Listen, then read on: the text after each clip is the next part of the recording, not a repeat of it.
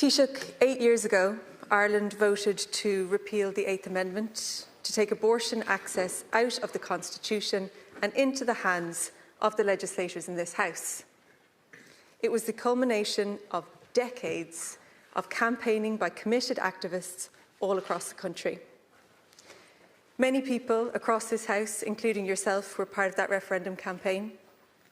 I know from my experience in West Cork canvassing the stories from women late on in pregnancy who were forced to travel abroad to have terminations for medical reasons were the stories that stuck in people's minds and hearts the most. Women who, in the midst of grief and trauma, chose to speak publicly, to share deeply personal experiences. They spoke about receiving devastating diagnoses.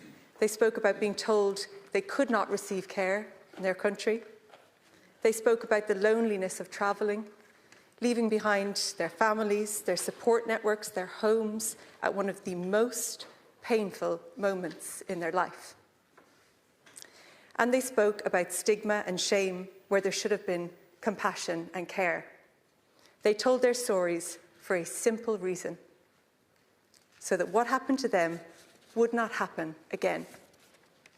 8 years ago, Ireland listened to those women and voted to repeal the 8th.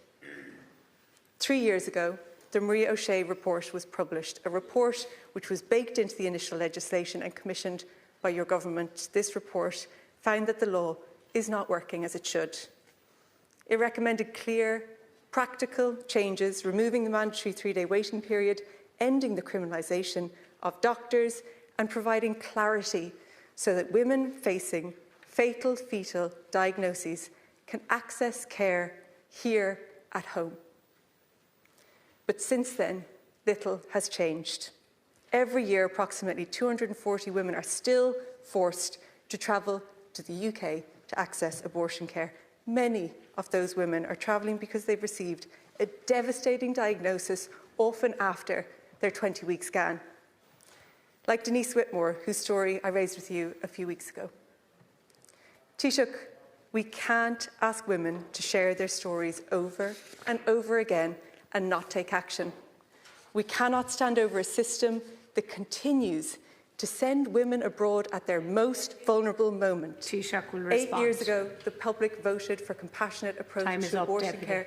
3 years ago, the report was published. Deputy Cairns. Today, I'm introducing prepare in time. to close them. Your time is up. This legislation? Taoiseach will respond.